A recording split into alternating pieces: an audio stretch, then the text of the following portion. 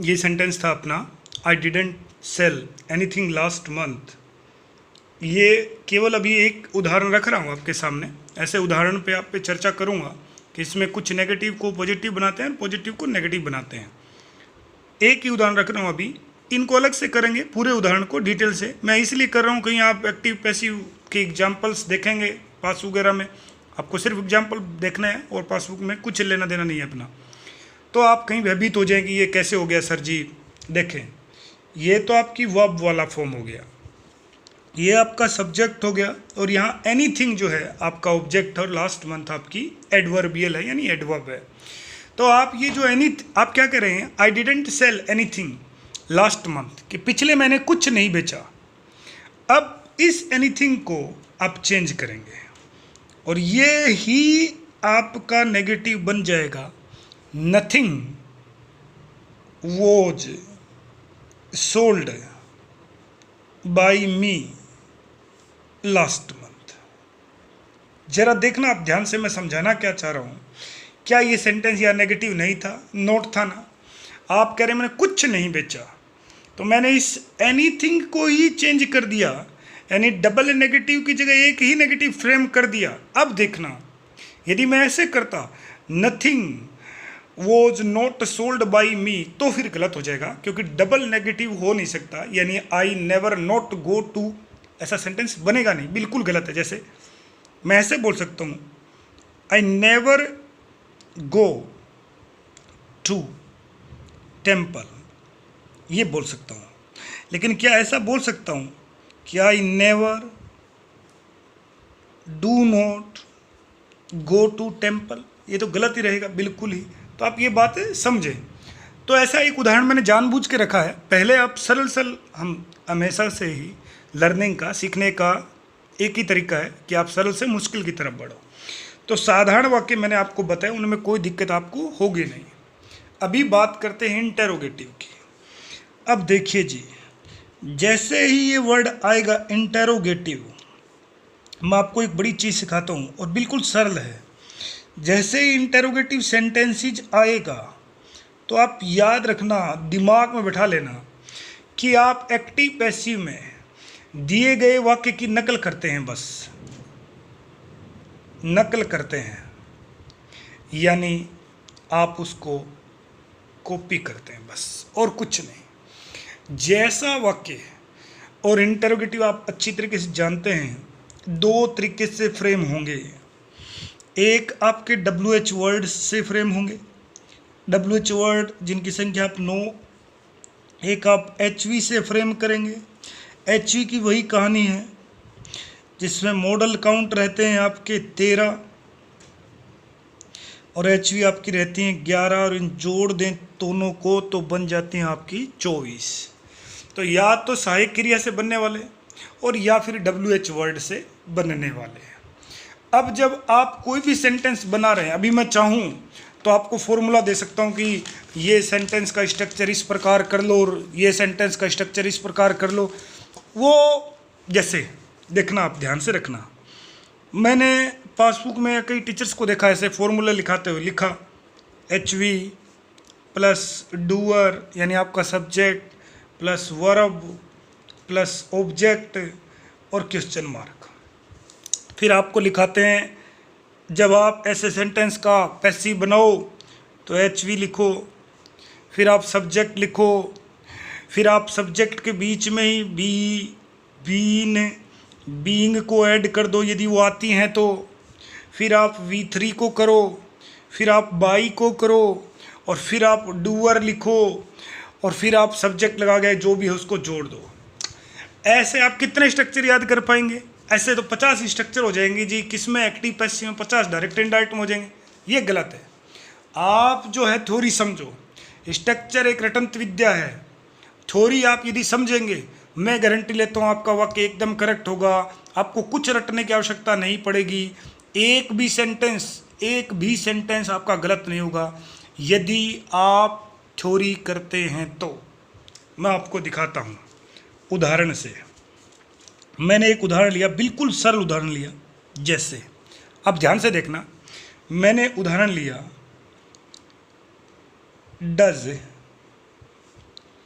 Mohan write a letter. ध्यान से देखना आप, मैं कह रहा हूँ कि आपको ये स्ट्रक्चर याद नहीं रहेंगे, ये रटंत विद्या है जी। मैं वो कह रहा हूँ वो समझने वाली बात है। अब जैसा मैं कर रहा हूँ वैसा आप करेंगे, आप जल्दबाजी नहीं करेंगे, कुछ भी हो जाए।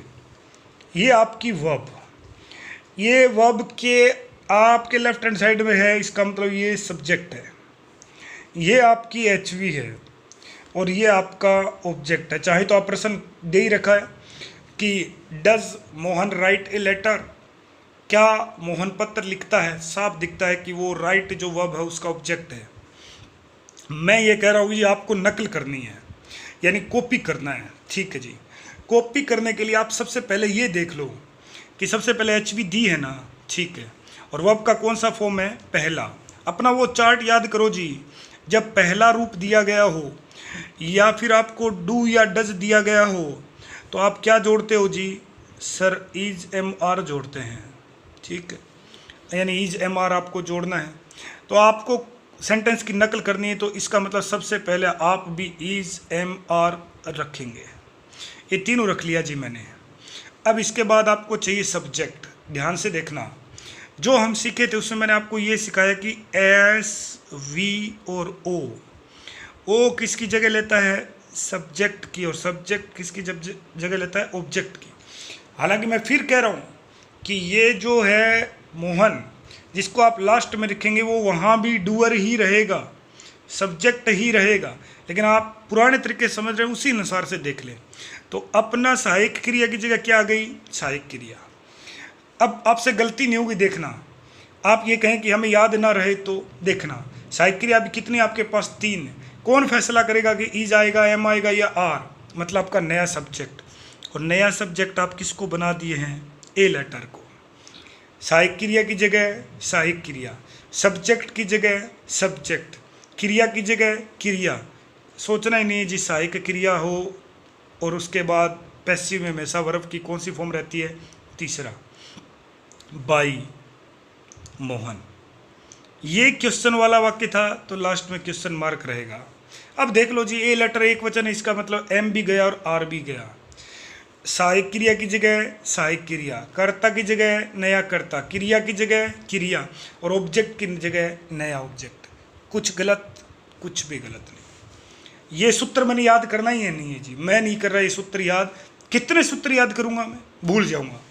एक उदाहरण था ये, एक और उदाहरण देखते हैं। उदाहरण सबसे कारगर चीज, practice makes a man perfect. एक और उदाहरण लिखा, मैं लिखा हैव, थोड़ा सा मुश्किल इससे, have you started up, have you started up your new business. अच्छी बात, सीखने की लगन यदि है तो आप बहुत चीज़ सीखेंगे, अभी आनंद आएगा आपको, देखना। ये आपकी एचवी है जी, ये एचवी है, सही बात है। ये आपका जी सब्जेक्ट है। स्टार्टअप आपकी मेन वर्ब है। बिजनेस आपका ऑब्जेक्ट है। क्या केवल बिजनेस ऑब्जेक्ट है, ना जी। बिजनेस कैसा है, नया। तो ये न्यू या एडजेक्टिव यानी विशेषण किससे जुड़ा है, बिजनेस से। बिजनेस किसका है जी, आपका है। तो ये पजेसिव एडजेक्टिव किससे जुड़ा है, आपके बिजनेस से। याद है या भूल गए, मैंने सिखाया था कि ऑब्जेक्ट सब्जेक्ट कितना भी बड़ा हो सकता है। ऑब्जेक्ट सब्जेक्ट कितना भी बड़ा हो सकता है। जैसे मैंने आपको उदाहरण लिखवाया भी था, याद हो तो, दिस कार इज माइन, ये कार मेरी है। This new car is mine, ये नई कार मेरी है। ये subject, this new black car is mine, ये भी सब्जेक्ट है। This new black shining car is mine, कोई फ़र्क नहीं पड़ रहा, आप सिर्फ एडजेक्टिव जोड़ते जा रहे हैं, सब्जेक्ट यही रहेगा। चाहे आप ऑब्जेक्ट में ले लें, जैसे मैंने कहा आई लाइक डांसिंग, मुझे नाचना पसंद है। आई ऑब्जेक्ट है जी। आई लाइक डांसिंग डॉल, मुझे नाचती हुई गुड़िया पसंद है। आई लाइक, आगे मैं जोड़ता जा रहा हूँ, मतलब आप समझ रहे होंगे ऑब्जेक्ट सब्जेक्ट कितना भी बड़ा हो सकता है, ये पूरा निकलेगा क्योंकि ये आपका एडजेक्टिव और ये ऑब्जेक्टिव बिजनेस से ही जुड़ा है। ये हो गया आपका ऑब्जेक्ट। मैं कह रहा हूँ जी आपको सिर्फ नकल करनी है, यानी कॉपी करनी है। देखना, इसमें पहले इसने ले ली HV, तो मुझे भी HV लिखनी है। देखना, मैं HV के नीचे HV लिख रहा हूँ। मैंने दोनों HV लिख दी जी, हैज और हैव, क्योंकि इस टेंस में दो होती है तो दोनों लिख दी। नियम क्या है, मैंने पता किया कि इसमें कौन सा वर्ब है, तीसरा, तो जोड़ना क्या है जी, बीन, और मुख्य क्रिया का तीसरा रूप रहना ही है। ठीक है जी। सहायक क्रिया की जगह सहायक क्रिया, कर्ता की जगह नया कर्ता क्या है, योर न्यू बिजनेस। अब आप ये बताओ, आपका नया व्यवसाय, क्या एक वचन नहीं है, एक वचन है, इसलिए हैव चला जाएगा और क्या बचेगा, हैज। सहायक क्रिया की जगह सहायक क्रिया, कर्ता की जगह कर्ता, क्रिया की जगह क्रिया, और क्रिया पहले से ही V3 है, आप डरे ना। स्टार्टेड अप, शुरू करना, ये पहले से ही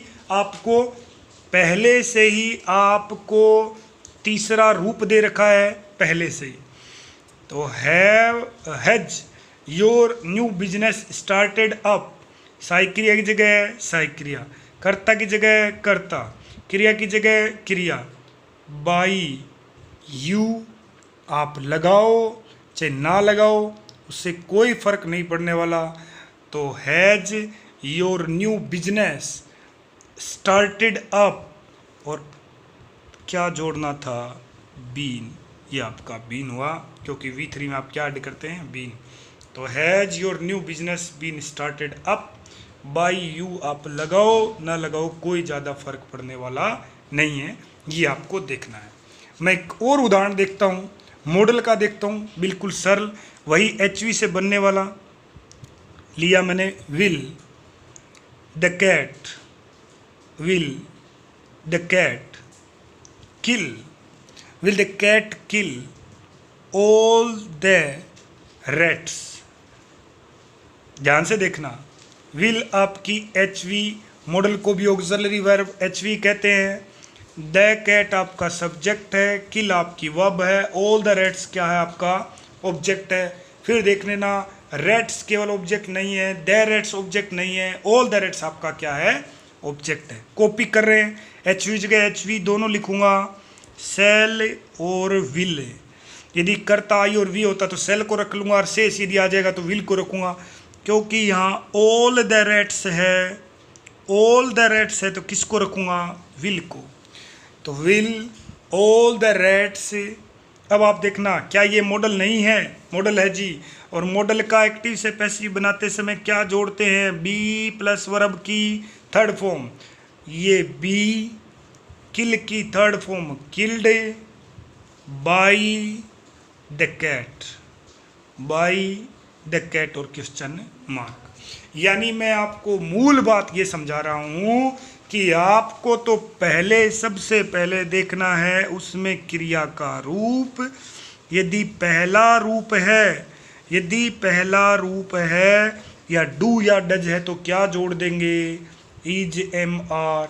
यदि दूसरा रूप है या डिड है, डिड के साथ हम सब जानते हैं V1 आता है, तो क्या जोड़ देंगे, वॉज और वर। यदि तीसरा रूप है तो क्या जोड़ देंगे, बीन। और यदि 4 नंबर रूप है, 4 नंबर रूप ING वाला होता है जी, तो आप क्या जोड़ देंगे, बीन। और मॉडल के साथ क्या जोड़ देंगे, बी। और सब के साथ क्या रहेगा, V3, इन सब के साथ V3 रहेगा। तो ये आपकी बी हैं, इधर ये बी हैं और ये आपका V3 है। 2 ही नियम आपको याद रखने हैं, no tense change, tense change नहीं होगा, नो टेंस चेंज, और बी प्लस वर्ब की थर्ड फॉर्म यदि रहती है तो आप एक्टिव से पैसिव कर सकते हैं। आज जो हमने एक्टिव से पैसिव किए हैं वो इसी तर्ज पे किए हैं। पहले साधारण किए, अब हम बात कर रहे हैं प्रश्नवाचक वाक्य की। तो साधारण के बाद हम प्रश्नवाचक वाक्य किए, और प्रश्नवाचक वाक्य को मैंने दो प्रकार से डिवाइड किया था। एक HV जिसमें 13 मॉडल और 11 आपकी हेल्पिंग वर्ब जिनको प्राइमरी वर्ब्स कहते हैं, टोटल होती है 24। WH वर्ड आपके 9 होते हैं। मैंने ये कहा कि इसमें सिर्फ आपको कॉपी करनी होती है सेंटेंस की, और फिर ये बताया कि यदि आप इस तरह के स्ट्रक्चर याद रखेंगे तो एक्टिव पैसिव नहीं कर पाएंगे, आप जूझेंगे इनसे, हजारों स्ट्रक्चर बनेंगे आगे बढ़ते बढ़ते। हमें केवल मूल बात याद रखनी है। ये एक उदाहरण लिया सहायक क्रिया से बनने वाले, यानी HV से बनने वाले इंटेरोगेटिव सेंटेंसीज प्रश्नवाचक वाक्यों का, और जिसमें हम देखें does Mohan write a letter, ये HV, ये सब्जेक्ट, ये वर्ब और ये ऑब्जेक्ट। और मैंने बताया कि आपको सिर्फ इनका क्या करना है, कॉपी करना है। तो ये आप HV से बनने वाले जितने भी उदाहरण हैं और आपके साधारण जितने भी उदाहरण हैं, आप उनको अच्छे ढंग से देख लें, बहुत अच्छे ढंग से आप उनको मनन कर लें। साधारण वाक्य में और सहायक क्रिया से बनने वाले प्रश्नवाचक वाक्य में आपसे कोई भी गलती नहीं होगी। हम WH वर्ड से बनने वाले इंटेरोगेटिव सेंटेंसीज का अध्ययन कल की क्लास में करेंगे। और मैं फिर याद दिला देता हूँ आपको कि आपका अगले 1 या 2 दिन में टेंस पूरे आपकी उंगलियों पे याद हो जाना चाहिए। हम जैसे ही ये टॉपिक कंप्लीट होगा, मेरा पुराना नियम है, आप जो 10th से अभी देखे गए उनसे या पुराने किसी विद्यार्थी से पूछ लेना, कि मैं जैसे ही दूसरे टॉपिक में आता हूँ तो पहले टॉपिक को क्लियर कर देता हूँ। तो इसके बाद हम कुछ एक्सक्लूसिव उदाहरण के साथ टेंसेज को क्लियर करेंगे, तो वो आपको एकदम याद रहने चाहिए। ऐसा ना हो कि आप पीछे रह जाएं। आपका कंपटीशन न केवल एक क्लास से है बल्कि सभी क्लासों से है। हालात आज ख़राब हैं, कल सही भी हो जाएंगे। तो सेक्शन भी उसी टेस्ट के आधार पर बनना है जो सिलेबस आपको करवाया जा रहा है। तो उम्मीद है आप उन सारी बातों को समझेंगे और तैयारी करेंगे।